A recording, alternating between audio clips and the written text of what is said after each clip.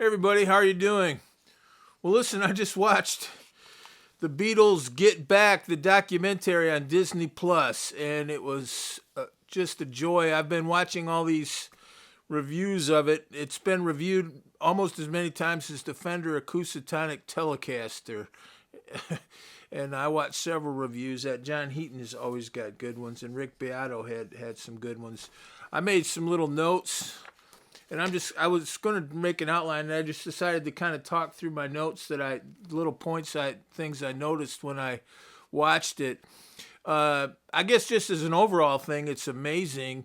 It's pretty much just watching the Beatles. I mean, it's, if you want to call that a documentary, I think the documentary was adding subtitles, probably selecting what to go in and go out. One takeaway I had is it kind of should be all or nothing. It was either too long or not long enough. As it is, they kind of split the baby in half, and I either thought it should be shorter, like a little 2 hour documentary, or they should just at some point dump all that footage out because it's so amazing. You're basically just watching the Beatles. I think one of the reviews I said it looks like it was filmed yesterday, and that's really true. And it's like going back in time, and to a great time in music, by the way. Just everything about it just seemed like a great time of creativity. But you really see the creative process of the Beatles. You know, I did this video just the other day. Are the Beatles overrated? Which was actually a response to a Washington Post article saying the Beatles are overrated. And one of the things is you kind of see behind the curtain at the process of them writing songs, and you just see that songwriting is kind of a numbers game. They were just spitting out songs, cover tunes. By the way, the cover tunes were obviously a big part of the Beatles' success. They knew so many songs. I mean, they were playing Johnny Be Good and old movie soundtrack songs, all kinds of stuff. And it was all, and also just kind of writing stuff, or they'd have little chord patterns they'd start and just start singing gibberish. John Lennon, that was way back when he was in the Quarrymen, would just make up lyrics, and he never really stopped doing that. And Paul does that too. And it was kind of interesting. Sometimes those guys were funny, they were witty, and they just played all the time. And music was like their language, so even their jokes they would even tell their jokes in music. They'd be singing their jokes to each other, and their quips would be sung. Just really amazing. And if you think about it, how many, if you want to call all those songs, but how many, to get, how many songs did the Beatles do? Maybe 400. Some of you probably know. I don't know, but I was going to say they did about 400 songs. Published Beatles songs, and they must have written 10 times that many. Just little snippets, pieces, or maybe they had earlier versions of songs we've heard of that wouldn't even really qualify as being the same song, but they were kind of part of that evolutionary process you see of songwriting in the film. Just really interesting to see. You see the band at a period when we always hear that they were on the verge of breaking up. And I think some of the takeaways is that these are guys that had worked together. They all obviously loved each other and knew each other. You do see some of the tensions, though. I think you definitely see Yoko Ono in there. And I always hate to dump on Yoko, pile on, but she sat there the whole time. I mean, I don't care how much you love somebody. When you go to work. That's a different kind of space, and she just sat there the whole time. I did notice that George had Hare Krishna people there, which is kind of similar if you think about it. So that shows that both John and Paul were kind of checking out a little bit, like they were bringing their a non-Beatles side of them into the Beatles, which maybe was kind of at that stage of the band something that you'd expect. But George had some Hare Krishna people there too, which I thought in some ways was kind of comparable to John bringing Yoko in. You're kind of there at the session, but it makes it a little more. It kind of establishes your own individuality, that you've got people from your own personal sphere coming into the Beatles.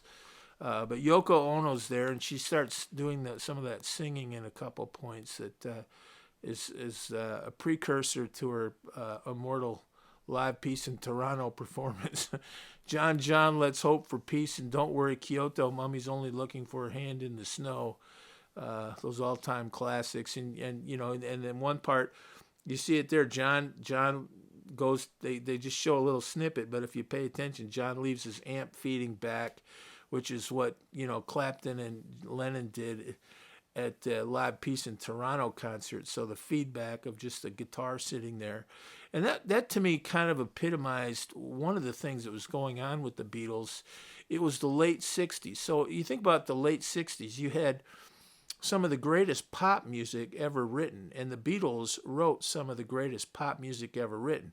I was just thinking of other bands around that time, like the Bee Gees, old Bee Gees, pre-disco Bee Gees, Hollies. So many bands. You could even say the Carpenters. There were so many well-done pop songs at that time, and the Beatles, of course, were the kings of that. Good pop rock. I don't mean pop in a bad way, really, but pop songs people liked that were really well written, well done, well performed, and all that. But you also had all the craziness of the '60s, and I was kind of thinking of like songs that were kind of probably fun at the time, like Cream, Pressed Wet, Rat and Warhog, Jimi Hendrix, If a Six Turned Out to Be a Nine. They're kind of wild. You kind of hear them, and they kind of are trippy, and I think the part of the Beatles was kind of venturing into that. And to me, that wasn't really the Beatles. And I think John kind of reflected that a little bit. And a lot of John was such a good songwriter, but it seemed like in that period when he was with Yoko, that was a period where he wasn't producing as much music, I think. In fact, in a couple, you always hear this, but definitely in a couple scenes, you even, like, Paul comes up to John at one point and says, do you have any songs? And he's kind of joking, like really flippantly, I'm going to get them. But, Paul would be, he was writing like Golden Slumbers, The Long and Winding Road, Let It Be, Get Back, which is highlighted in the film and ended up becoming the title of the film. And John would kind of spit out all those lyrics, and a lot of times that's as far as the song got. Like, everybody's talking about that's not in the. Everybody's talking about bagism, shagism. All we were saying is give peace a chance. Kind of catchy little hook. It's a Lennon hook and all that, but the craftsmanship of the song is not like Ticket to Ride or In My Life or some of those Norwegian Wood, all those great songs John Lennon wrote. And so I think in the late '60s you had that kind of tension between all that crazy stuff and the counterculture of the late '60s versus the wonderful pop music of the late '60s. And you see that tension in the band, and I think you sort of see it in the songwriting, the sort of diverging songwriting approaches of John and Paul, who had such a great partnership. And they say Paul and John weren't writing together. That's even discussed with George Martin in one scene. He says, well, John and Paul don't write together like they used to. But in a way, you do kind of see how the Beatles wrote together. Like somebody would bring in a song and they'd all kind of play and suggest lyrics to each other, how to arrange it.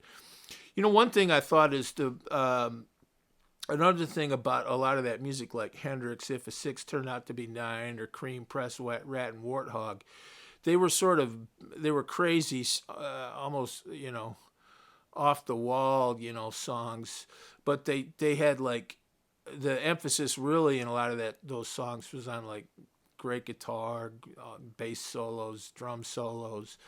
And the Beatles were never really about that kind of musicianship. Their musicianship was always based on songwriting and arrangement and good harmonies. And I always thought the crazy of the late '60s, when it worked for the Beatles, was great. Like Helter Skelter and some of those, which is a Paul McCartney song actually, because it's still a well constructed song, but. Some of that late '60s stuff hasn't aged well, in my opinion, which is true of any period. Every period has great music that's timeless, and then other stuff that, even a few years later will seem kind of dated. But you see that tension in the Beatles between, and I think Paul's the guy that he kind of wants to write these timeless songs, like Penny Lane and any of those songs, and does, and in his early solo career, he would come out with like Maybe I'm Amazed, My Love, and those songs are right in that mold of timeless classics. And I think that's kind of some of the tension, particularly between John and Paul, but also between George and Paul, because Paul was so meticulous and was writing. You know what? And people can say Paul was on an ego trip or whatever, but when you write The Long and Winding Road, you want to you don't want to screw that song up, I mean, that's such a great song, and you want it done right. The one interesting thing I did remember about that period in the Playboy interview with John Lennon in 1980, right before he died. I think it was one of the last things he ever did before he died, that Playboy interview. By the way, December 8th, 2021, I'm making this video on the 41st anniversary of John Lennon's death, so we could observe in a moment of silence. But, he did that interview right before he died in Playboy, and I always used to tell my mom, see, Mom, it's true, you really can read the articles. But anyway, he did that Playboy interview before he died, and one of the things he was talking about in there was Across the Universe and other songs from that period, where Paul was always ready to have a lot of fun, get creative, do all kinds of wild stuff, like Revolution Number 9, weird stuff. And then when it came time to do like, Penny Lane or some of those great later Beatles songs that are so wonderful, they all of a sudden it would be like so meticulous. He'd get people from the London Philharmonic Orchestra to come in and play soprano, trumpet. Meanwhile, John's stuff, Paul was content to just let that be the kind of fun creative time, and then he'd get all picky with his songs. That and maybe you can see a little of that in the movie too. But I also think that John seemed a little more flippant about the music than Paul. Paul definitely seemed like he was the guy that wanted to drive excellence and, keep the Beatles from just becoming kind of one of these late 60s crazy bands, which I think was actually what John did, at least when he was on stage with Yoko. John did some great stuff as in a solo career, but anything that Yoko was involved with, I would sort of say was that crazy 60s stuff that doesn't age well. Here's some other notes I made. Paul's got a beard. By the way, Epiphone should love this movie. John plays an Epiphone casino all through the film. And of course, the Beatles have always been associated with Epiphone, kind of like Rickenbacker. Or is it Hofner, the other bass Paul plays? But they've always been an Epiphone band, and Epiphone's such a good name. And the other thing, I bought a Gibson ES335, and I actually was thinking about getting the Epiphone inspired by Gibson version, and I decided, no, I want the Gibson because I had some trade-ins, and so I didn't have to pay that much cash. But I also thought, if I get an Epiphone at this point, I want to get one of the Epiphones, not one of the Epiphone Gibsons. And that Epiphone casino, they make that look pretty nice. And there's an American Epiphone casino, which is not cheap. It's pushing $3,000, and I think that's probably a really nice guitar, like the ES335. Or you can get the Chinese Epiphone. But if I ever do get a really nice Epiphone, I think I'm going to get that casino or one of the Epiphones. But Epiphone, they must be on their knees thanking God right now, because this movie was better than millions of dollars worth of advertising. There's John Lennon, the whole movie, playing the Epiphone casino. Paul McCartney plays the piano. Once again, the importance of playing and knowing. I'm always big on songs. If you saw that video I did, the Eagles versus Poco, and how important songs are. Not just playing, not having great riffs, not having great gear, and knowing theory, but knowing a ton of songs. And the Beatles, they do a ton of songs in this, and a lot of songs by other people, like Eddie Cochran songs, and I mean, just anything, and just little snippets of it you'd hear in the movie. But they knew a ton of songs, and that's so evident. And they're just always playing, and they play their stuff or anybody else's stuff. And some of their own songs would kind of evolve out of songs by other people they were playing, and not in a way that makes it imply that they somehow ripped these songs off, but just that, the influences are so strong. But they knew a ton of songs. George on guitar, great, I thought, but played a Les Paul, and was that the mahogany Telecaster that you always see him with. Um, and John, what does John play? He played something that I wrote it down here.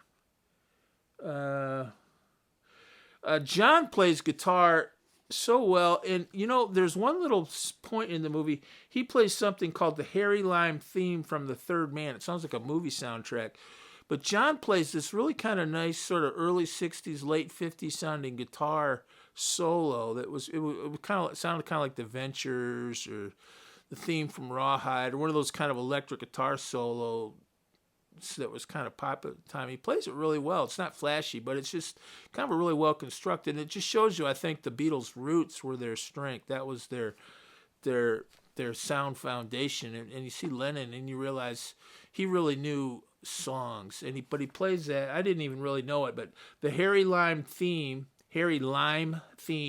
from The Third Man. And you can just hear him playing it, and it's just kind of a really well constructed. It sounds like a little Chet Atkins song or something. It's not flashy, and John was never flashy, but it's just really, really musical song guitar playing, song-based lead guitar, and I thought it highlighted. It's kind of like and both the Beatles guitar players were like that, like Till There Was You, or some of that kind of stuff. The guitar playing on that is so nice. They play All Things Must Pass, and one takeaway I had, this probably has several points, is when I heard them play All Things Must Pass, I suddenly found myself wishing that had been a Beatles song. Now I know it's a great George Harrison solo album, and no, you'd never all the Beatles had good solo careers, but you could just hear you could hear like they're right at they're just like a year or two at the most before they started doing all those great Beatles solos albums. When did All Things Must Pass come out? But he's already got some of those songs, All Things Must Pass, George Harrison, and it could have been a Beatles song, And, I think I've always heard Paul McCartney had Maybe I'm Amazed kind of in his pocket, ready to go. And those could have been Beatles songs. But George Harrison does All Things Must Pass. And it made me sad that they had broken up. The other thing that this movie made me mad, I don't think his name came up, but Mark David Chapman. You looked at these four guys. You could tell they'd just been working nonstop for since 1962. And maybe they needed a break from each other. But Mark David Chapman stole more Beatles music from us 41 years ago today, and I hate to wish anybody hell. We're all redeemable, I believe, but that was just horrible. And when you just see the way these guys work together, because one of the other things is lineup is so important, And you look at so many great musicians that have never really settled into a good lineup. Like I don't want to like Jeff Beck, or they're always kind of playing with different people. And having a good lineup of people that work together like that so well, that'll stick with you your whole life. Yeah, that's what the Stones have. And so many great, really legacy bands have these lineups that work so well together musically. Hopefully personally, but if not personally, but hopefully personally, but definitely musically. And that Mark David Chapman, 41 years ago tonight, stole it. But you really see it in that movie. And this is not a period where they were getting along all that great. It would have been great to see them work on, Revolver or Rubber Soul or some of that stuff. Because you can see how they work, but you can also see kind of some of the shaggy parts coming into their relationship. Paul writes Get Back on a Bass. That's pretty cool. He writes Get Back on a Bass. I always say most songs are written on a guitar or a piano, which is probably no doubt true. But sometimes you'll see people write. Yeah, they always say if you're into songwriting, you should try writing songs on different instruments. Of course, Paul was sitting there with the guitar player. I think was it John or George? I forget even who. But you could start to hear Get Back sort of take shape. It's sort of this weird time capsule feeling. You see them. The world doesn't know Get Back yet, and you can kind of hear, hey, that sounds like it's going to be Get Back. It's this kind of Back to the Future feeling. But he wrote it on a bass, and they say if you want to write a good song and kind of do something different, get on a different instrument. Maybe they use that like with one guy on guitar and then Paul on bass. They might have done that more often, but it was interesting that he played the bass.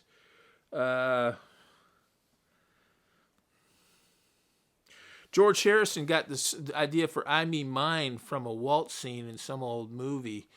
And he was playing that waltz, and I Me Mine's not a song I've listened to all that much, but it is a good song. But it's that shows you again the versatility of the Beatles, because I've always thought nice waltzes, some of those harmonic minor chords or whatever, just the waltz feel itself is kind of it's a really idiomatic.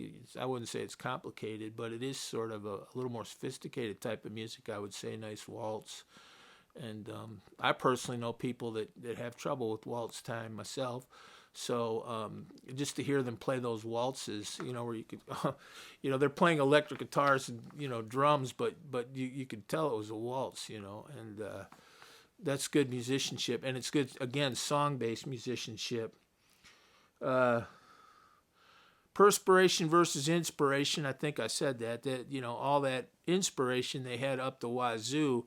And I think Paul was the one pushing perspiration, because that's what turns raw genius into finished products, perspiration. And, one thing I noticed, they smoke a lot in there, so you can tell it's a different time. They smoke all the time. It's not a very diverse environment. They're all, English. There was another scene where Linda Eastman comes in, and Paul says, well, this is our cameraman, and he's introducing Linda.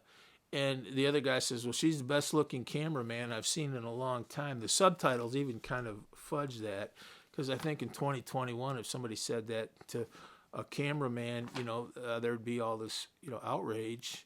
And this guy and it was just kind of a joke. They were all kind of sitting around in a rock and roll Beatles recording session, but, it didn't sound like he took Linda Eastman very seriously as a camera person. And also he made that remark that she was the best looking cameraman he'd ever seen or something. I don't know. I've got a few other things. Oh, the electric piano. I think there was an early when Billy Preston comes in, that's really neat too. And I think they have an early version of a Fender Rhodes, which is called a 73. I think today that Fender Rhodes sound is in almost any electric keyboard you can buy that's, halfway decent. But that was a really cool sound. I'm not too much for keyboards like the 80s sound, but the Fender Rhodes, like you'd hear on the Doors and, like Riders on the Storm and some of those songs, they were pretty cool. And it's a piano type sound. And but I think you can see them using an early version of one of those. It's called a Fender 73, but I think I guess that means it has 73 keys. But it's a type of Fender Rhodes. The other thing, George quits the band at the end of the first episode, which each episode's pushing 3 hours. And then he doesn't come back in for several days in the second episode. It would seem like it was 3 or 4 days. They kind of sit around without George. And you hear a lot of candid conversations in that period. Actually, it's kind of interesting. But when he did come back, I noticed Paul really pulled back. Paul wasn't really being so picky and meticulous. And who knows, maybe that, Let It Be's not always considered the best Beatles album. And but it seemed like Paul was just much more kind of go with the flow after George came back. That was my take on it. I might be wrong. The other thing I would say is there were a lot of suits around the Beatles. suits, as in suit and tie. So they were kind of these rock and roll guys, but I wouldn't say they were like crazy rock stars. It wasn't like they were nuts, but they had the long hair and everything. But there were numerous people coming out that were like really professional, and I think that kept the Beatles grounded. That this wasn't just a bunch of overgrown boys. That they were in a business making serious music. The other thing I noticed kind of along those lines is at one point they're talking about Brian Epstein, and I noticed they all called him Mr. Epstein. All four of the Beatles, they called him Mr. Epstein, and just in their conversation. And at first it was kind of funny, and then I realized, no, that's kind of what they always called him, was Mr. Epstein. And that would be kind of like, I'm 60 years old, and if I saw my elementary school teacher, I'd probably call her Mrs. Topper, even though she might only be 10 years, 15 years older than I am, and she'd probably be 80 or something, and I'm 60, and I'm still, but she's always going to be Mrs. So-and-so to me. I'll never, so it's like one of those people you can never call by their first name. And I noticed they were, Mr. Epstein used to say this, or Mr., they just call him Mr. Epstein all the time. I'm sure they called him Brian too, but it was kind of weird to hear them all call him Mr. Epstein. And you realize, I think they called him Mr. Epstein pretty routinely, as a show of respect, which was kind of cool. But it's definitely a good movie, and then you have the house or the top of the roof concert, and very sad. And I guess just again to close, I'm making this on the 41st anniversary of John Lennon's death. That only occurred to me while I was making this video, but I watched that today, and I was doing something else, but I had a laptop on my lap, but I had that on. It slowed me down from what I was doing, but that was my final takeaway, was that Mark David Chapman really robbed the world, because these were four great people. And that other video I did, Are the Beatles Overrated? No, they're not overrated, and this shows it. What it does show is all the work and the drama and the tedium and the bad ideas that you have to come up with one great idea. For every one great song, there's probably 100 lousy songs. It's kind of like in baseball. To hit 300, you have to strike out 7 other times. Or 70% of the time, or get out. And you just see all the tedium of them, right? And then you realize that. And you're kind of looking behind the curtain, and it can be kind of unsettling. One other thing I noticed is they didn't really have good guitar tuners, so a couple times their guitars were out of tune. And you see in one, George says, "John, give me an E," and John's sitting at the piano, so he plays an E. No headstock tuners. They have to. And they did have kind of strobe tuners over there, but those are kind of clunky, and they might be in one side of the room or something. And I don't even know I don't think some of those strobe tuners are really accurate, but actually some of those headstock tuners you can buy for $15 are probably as good as most of the guitar tuners they even had in studios back then. I bet some of those headstock tuners are pretty good. But I just noticed that in that one scene, John, give me an E, and he was tuning guitar. It sounded like a high school kid in the early 70s. And great movie, though. I definitely recommend it. So thanks, and God bless.